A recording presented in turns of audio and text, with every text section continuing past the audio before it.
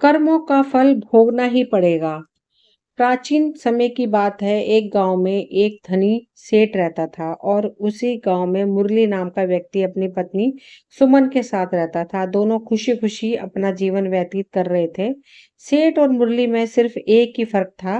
धनी राम एक अमीर व्यक्ति था और मुरली बहुत गरीब था। एक दिन मुरली की पत्नी ने कहा, घर में राशन खत्म हो गया है।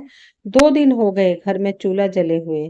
ऐसा कब तक चलेगा? हमें 2 दिन हो गए पानी में चने भिगोकर खाते हुए। आज तो चने भी खत्म हो गए। मुरली ने अपनी पत्नी से कहा, सुमन, मैं रोज इसी उम्मीद से उठता हूँ कि आज मुझे काम जरूर मिलेगा, लेकिन मैं जहाँ भी काम ढूंढने के लिए जाता हूँ वहां से मुझे निराशा ही मिलती है।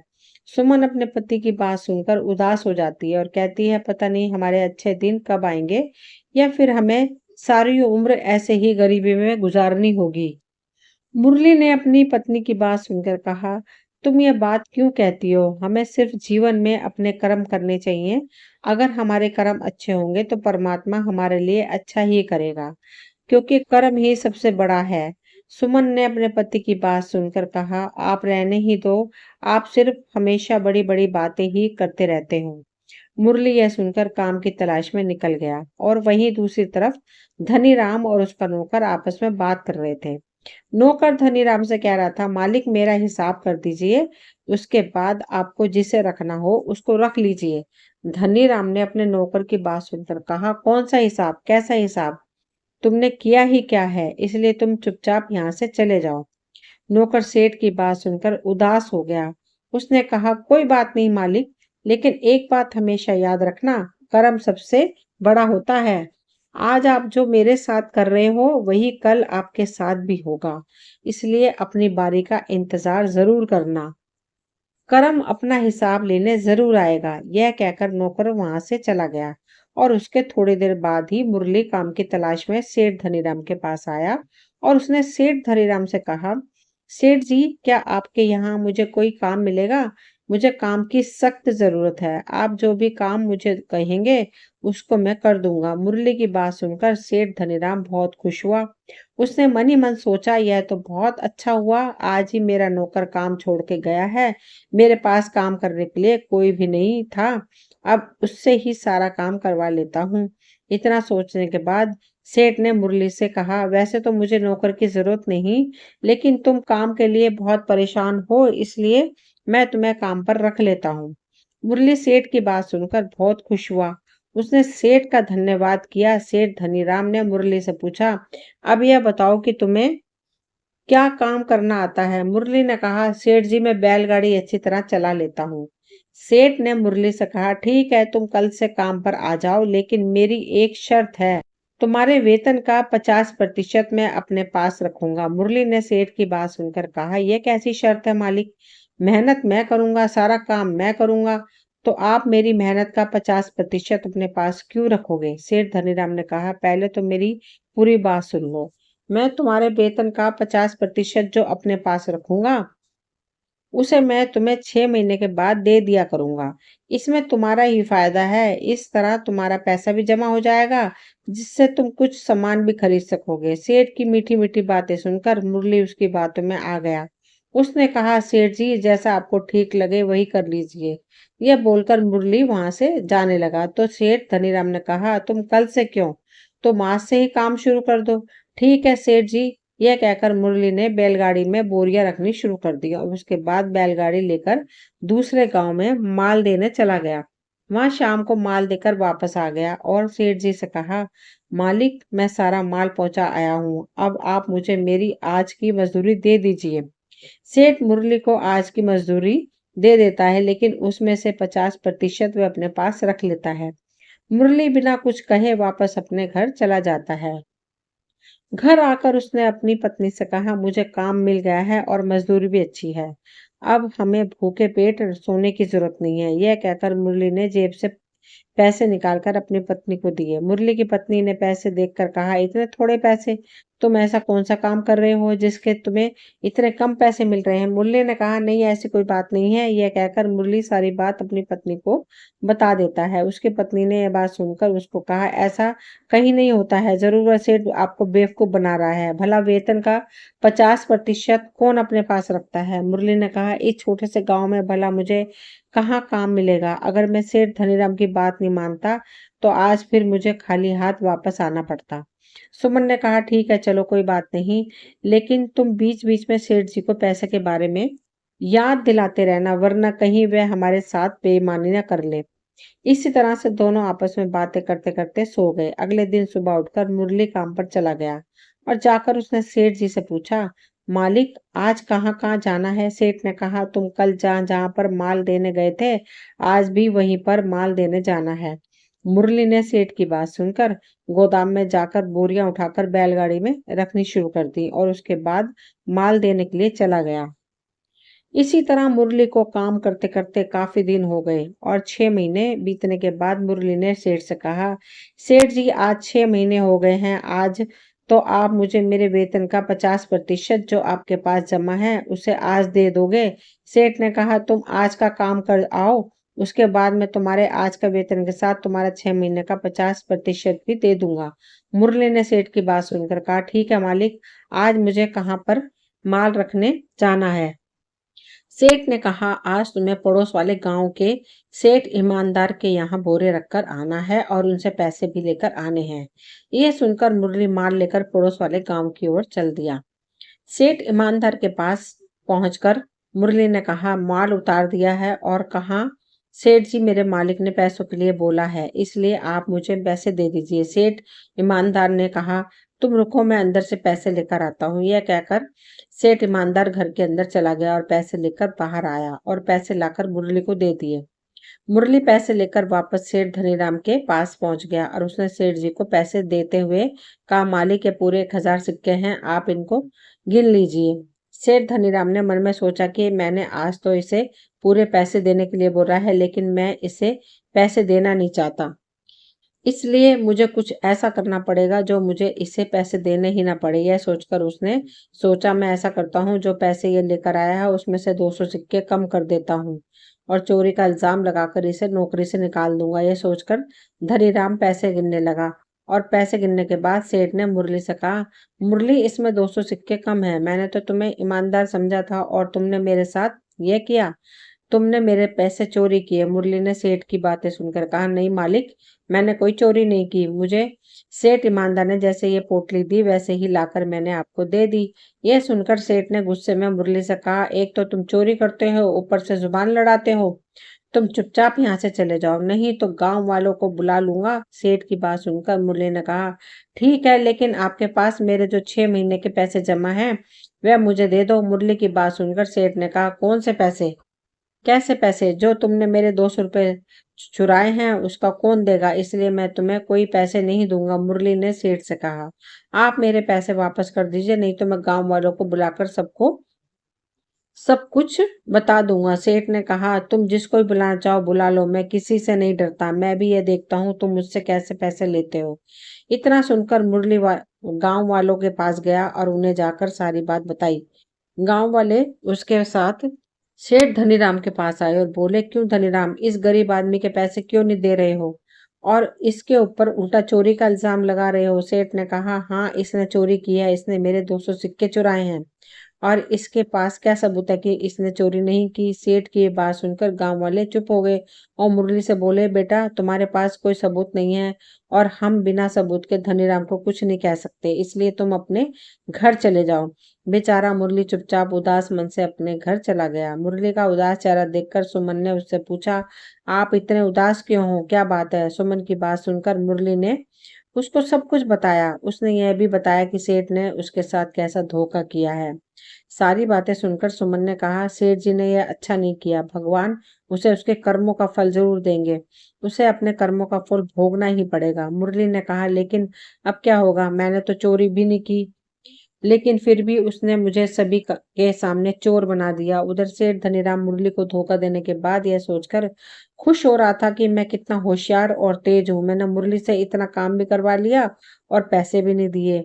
यह सोचता हुआ सेठ धनीराम अपने घर की तरफ चल दिया। लेकिन जब वह अपने घर पहुंचा तो उसने देखा कि उसके घर में आग लग गई थी। आसपास के लोग उसके घर के पास खड़े हुए थे।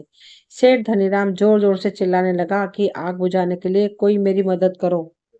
लेकिन सेठ धनीराम चिल्लाता ही रह गया और देखते ही देखते उसका घर जलकर राख हो गया। सेठ बहुत रोया लेकिन कुछ कर नहीं सका। सेठ धनीराम ने वह रात घर के बाहर ही बिताई। अगले दिन सुबह धनीराम अपनी दुकान पर चल दिया, लेकिन जब वह दुकान पर पहुंचा तो उसने देखा कि दुकान और गोदाम का ताला टूटा हुआ है। सेठ धनीराम ने अंदर जाकर देखा तो अंदर कुछ भी नहीं था। सेठ धनीराम अपना सिर पकड़कर वहीं बैठ गया।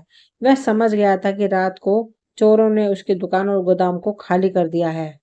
सेठ ऊपर की तरफ देखकर कहने लगा, हे भगवान, ये मेरे साथ क्या हो गया? पहले मेरे घर में आग लग गई और अब चोर मेरी दुकान भी लूट कर ले गए। हे भगवान, अब मेरा क्या होगा? मैं तो पूरी तरह से बर्बाद हो गया हूँ। ऐसे समय में भी मनुष्य अपने बुरे कर्म याद नहीं करता बल्कि भगवान को दोष देना शुरू कर देता है। सेठ धनीराम भी यही करने लगा। उधर दूसरी तरफ मुरली काम की तलाश में दूसरे गांव में सेठ ईमानदार के पास पहुंचा और वहां जाकर उसने सेठ से काम की मांग की और कहा, सेठ जी, क्या आप मुझे आपके पास कोई काम मिलेगा? सेठ ईमानदार ने उसे पहचान लिया और उससे पूछा कि तुम तो सेठ धनीराम के यहाँ काम करते थे, वहां से काम क्यों छोड़ दिया? मुरली ने सेठ ईमानदार की सारी बात बताई कि कैसे सेठ धनीराम ने उसके साथ धोखाधड़ी करके उसे काम से निकाल दिया। मुरली की बात सुनकर सेठ ईमानदार ने कहा, तुम चिंता मत करो, तुम मेरे यहाँ काम करो। मुझे तुम्हारे जैसे ईमानदार और मेहनती इंसान की जरूरत थी। वैसे भी सेठ धनीराम बहुत ही लालची किस्म का आदमी है। तुम्हें यहाँ कोई तकलीफ नहीं होगी। हर रोज तुम्हें तुम्हारी मजदूरी मिल जाया करेगी। मुरली ने सेठ जी की बात सुनकर उनका बहुत धन्यवाद किया। मुरली ने सेठ ईमानदार के यहाँ काम करना शुरू कर दिया और शाम तक उसने आसपास के सभी गांवों में जाकर अपना काम खत्म भी कर लिया। सेठ ईमानदार उसकी मेहनत देखकर बहुत खुश हुआ। उसने मुरली को उसकी मजदूरी से ज्यादा पैसे दिए। मुरली इतने पैसे देखकर बहुत खुश हुआ। मुरली ने सेठ से पैसे लिए और वापस अपने घर की तरफ चल दिया। रास्ते में मुरली ने सोचा कि आज मेरी मेहनत से खुश होकर सेठ ने मुझे मेरी मेहनत से ज्यादा पैसे दिए, क्यों ना सुमन के लिए कुछ लेता जाऊं। वैसे भी इतने साल हो गए हैं, मैंने उसके लिए कुछ भी नहीं खरीदा। मुरली खुद से बातें करता हुआ बाजार में पहुंच गया। बाजार में पहुंचकर मुरली एक सुनार की दुकान पर गया और उसने दुकानदार से कहा, सेठ जी, मुझे कानों के लिए झुमके दिखा दीजिए। दुकानदार मुरली को झुमके दिखाने लगा। मुरली ने एक जोड़ी झुमके पसंद किए और दुकानदार से कहा, उसका दाम पूछा। दुकानदार ने कहा, ये बहुत ही अच्छे झुमके हैं और बहुत सस्ते हैं। मुरली ने कहा दुकानदार से झुमके के लिए और घर चला गया। घर पहुंचकर मुरली ने सुमन से कहा कि देखो सुमन, मैं तुम्हारे लिए झुमके लाया हूँ। ये मैंने नए काम की अपनी पहली कमाई के लिए से खरीदा है। सुमन ने मुरली की बात सुनकर कहा, आपने इतने महंगे झुमके क्यों लिए? मुरली ने कहा, अब इस बात को छोड़ो और यह बताओ कि झुमके कैसे हैं। सुमन ने कहा, बहुत सुंदर हैं। दोनों आपस में बातें करने लगे और उधर दूसरी तरफ सेठ धनीराम इधर उधर भटक रहा था, क्योंकि घर में आग लगने और दुकान में चोरी होने के बाद उसके पास कुछ भी नहीं बचा था। इसलिए वह काम की तलाश में इधर उधर भटक रहा था। वह काम ढूंढता ढूंढता गांव के जमींदार के पास पहुंचा। उसने जमींदार से कहा, जमींदार जी, क्या आपके यहाँ कोई काम मिलेगा? मैंने 2 दिन से खाना भी नहीं खाया है। जमींदार की उसकी हालत पर तरस आ गया। उसने कहा, तुम्हें काम मिल जाएगा, लेकिन उससे पहले खाना खा लो, उसके बाद मैं तुम्हें काम बताता हूँ। जमींदार ने अपने मुनीम को आवाज लगाई और दीपक उसके लिए खाना लेकर आया।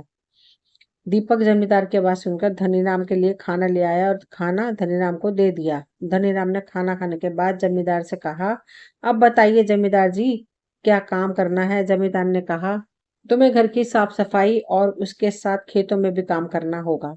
उसके बदले मैं तुम्हें 2 वक्त का खाना और महीने के आखिरी में पगार दे दिया करूंगा। अगर तुम्हें मंजूर हो तो बता दो, नहीं तो तुम जा सकते हो। धनीराम ने कहा, ठीक है सेठ जी, मैं सारे काम कर लूंगा। जमींदार ने दीपक से कहा, तुम धनीराम को सारा काम समझा दो। दीपक ने कहा, मालिक आप चिंता मत करें, मैं इसे सारा काम समझा दूंगा। दीपक एक बहुत ही लालची इंसान था। वह मालिक के काम का सारा हिसाब किताब रखता था। उसके बदले में जमींदार उसे अच्छी पगार देता था, लेकिन उसकी नजर जमींदार की तिजोरी पर थी। उसने धनीराम से कहा, तुम सबसे पहले खेत में काम करना शुरू करो। पहले बीज डालो, फिर रोज उसमें पानी भी डालो। धनीराम ने उसकी बात सुनकर कहा, ठीक है, मैं खेतों में काम शुरू करता हूँ। यह कहकर धनीराम खेत में काम करने के लिए निकल गया और खेतों में जाकर बैल की मदद से हल चलाने लगा। हल चलाने के बाद धनीराम खेतों में बीज डालता है और उसके बाद पूरे खेतों में पानी डाल देता है। इस तरह धनीराम बहुत मेहनत से प्रतिदिन यह काम करता है। कुछ महीने बीतने के पश्चात फसल बड़ी हो जाती है। फसल को देखने के लिए जमींदार के साथ दीपक भी आया। फसल को देखकर जमींदार ने धनीराम से कहा, तुमने बहुत अच्छा काम किया है। इस बार हर बार की फसल से ज्यादा फसल नजर आ रही है। लगता है तुमने कड़ी मेहनत की है। धनीराम ने कहा, हाँ मालिक, मैंने बहुत मेहनत की है। अब हर बार ही आपकी फसल इतनी ज्यादा ही अच्छी होगी, जिससे आपको दुगना मुनाफा होगा। धनीराम की बात सुनकर दीपक ने कहा, तुम इतनी बड़ी बड़ी बातें मत करो। अगर ज्यादा फसल नहीं हुई तो कल को तुम्हें अपनी बातों पर शर्मिंदा होना पड़ेगा। जमींदार ने दीपक की बात सुनकर कहा, तुम धनीराम का मनोबल गिराने वाली बातें मत करो। तुम्हें इसकी तारीफ करनी चाहिए। अगर तुम इसका मनोबल बढ़ा नहीं सकते तो इस तरह की बातें तो मत करो। दीपक जमींदार की बात सुनकर चुप हो गया, लेकिन वह धनीराम से ईर्ष्या करने लगा। जमींदार ने धनीराम से कहा, तुम इसी तरह से मेहनत करते रहना, तुम्हारी मेहनत जरूर रंग लाएगी। यह कहकर जमींदार और दीपक वहां से चले गए। लेकिन दीपक अपने आज हुए अपमान का बदला धनीराम से लेने के लिए सोचने लगा। उसी तरह समय बीतता गया और जो फसल धनीराम ने उगाई थी वह बड़ी हो गई थी। धनीराम फसल को काटकर जमींदार के पास पहुंचा और कहा, जमींदार जी, मैं आपकी फसल ले आया हूँ और देखिए इस बार आपकी फसल ज्यादा हुई है। जमींदार ने कहा, तुम ठीक कह रही हो धनीराम, अब तुम यह फसल ले जाकर बाजार में जाकर बेच आओ और जो भी पैसा मिले तुम ले आना। धनीराम फसल लेकर बेचने के लिए चला गया और बाजार में वह सेठ ईमानदार के पास फसल बेचने के लिए पहुंचा। धनीराम ने सेठ ईमानदार से कहा, मेरे पास ये 20 बोरियां अनाज है और मैं इसे बेचना चाहता हूँ, कृपया आप दाम बता दीजिए। सेठ ईमानदार उसकी हालत देखकर बहुत हैरान हुआ। उसने पूछा, तुम्हारी यह हालत कैसे हो गई? धनीराम ने कहा, कुछ मत पूछो सेठ जी। फिर उसने सेठ को बताया कि कैसे उसके घर में आग लग गई और उसकी दुकान में चोरी हो गई। यह बोलकर धनीराम भगवान को कोसने लगा। सेठ ईमानदार ने उससे कहा, चलो अब तुम अपनी फसल उतार लो, मैं तुम्हें इसके बदले में 1,000 रुपये दूंगा। फसल बेचकर धनीराम वापस जमींदार के पास पहुंचा और जमींदार को जाकर फसल की कीमत दे दी। जमींदार ने पैसे लेकर दीपक से कहा, दीपक के पैसे ले जाकर तिजोरी के अंदर रख दो। दीपक पैसे ले जाकर चला गया और अंदर जाकर उसने सोचा कि आज मौका है धनीराम को सबक सिखाने का। यह सोचकर दीपक 1,000 में से 200 रुपये निकाल लेता है और तिजोरी को खुला छोड़कर बाहर चला जाता है। बाहर आकर उसने धनीराम से कहा, तुम्हें जमींदार जी अपने कमरे के अंदर बुला रहे हैं। लगता है तुमसे कोई जरूरी काम है, या फिर तुमसे इस बार इतनी अच्छी फसल की है उसके बदले में तुम्हें कोई इनाम देना चाहते हैं, इसलिए तुम्हें बुला रहे हैं। यह सुनकर धनीराम अंदर कमरे में चला गया। वहां जाकर उसने देखा कि जमींदार जी वहां नहीं है। तभी उसकी नजर खुली तिजोरी में पड़ी। उसने सोचा शायद दीपक तिजोरी बंद करना भूल गया होगा। यह सोचकर वह तिजोरी बंद करने के लिए आगे बढ़ा। तभी वहां पर दीपक आकर जोर जोर से चिल्लाने लगा। दीपक के चिल्लाने की आवाज सुनकर जमींदार अपने लठैतों को लेकर वहां आ गया और दीपक से पूछा, तुम चिल्ला क्यों रहे हो? दीपक ने कहा, मालिक ये धनीराम चोर है। जब मैं अंदर कमरे में आया तो यह आपकी तिजोरी में से पैसे चुरा रहा था और क्या पता ये कब से चोरी कर रहा था और आप इसे इतना भोला भाला समझ रहे थे। धनीराम ने कहा, जमींदार जी ये झूठ बोल रहा है। इसने ही मुझे कहा था कि आप मुझे अपने कमरे में बुला रही हैं, इसलिए मैं आपके कमरे में आया था। दीपक ने कहा, मालिक ये झूठ बोल रहा है। अपने आप को बचाने के लिए ये मेरे ऊपर झूठा आरोप लगा रहा है। मैं तो कहता हूँ लठेतों को बोलो इसको मारो, तभी यह सच बोलेगा। जमींदार ने धनीराम से पूछा, तुम सच सच बताओ कि तुमने चोरी की या नहीं? धनीराम ने कहा, मालिक मैं सच बोल रहा हूँ, मैंने चोरी नहीं की। जमींदार ने अपने लठैतों से कहा, तुम इससे सच उगलवाओ। यह सुनकर जमींदार के लठैतों ने धनीराम को मारना शुरू कर दिया और धनीराम की हालत खराब हो गई। लेकिन वह यही कहता रहा कि उसने चोरी नहीं की है। जमींदार ने अपने लठैतों से कहा, इसको बाहर फेंकाओ। जमींदार के लठैतों ने धनीराम को मार मार कर बाहर फेंक दिया। घायल अवस्था में पड़ा हुआ धनीराम अभी भी भगवान से यही कह रहा था कि मेरी क्या गलती थी जो मेरे साथ यह किया। तभी वहां से एक महात्मा गुजर रहे थे। जब उन्होंने धनीराम के कराने की आवाज सुनी तो उन्होंने देखा कि एक आदमी घायल अवस्था में पड़ा हुआ है और भगवान को कोस रहा है।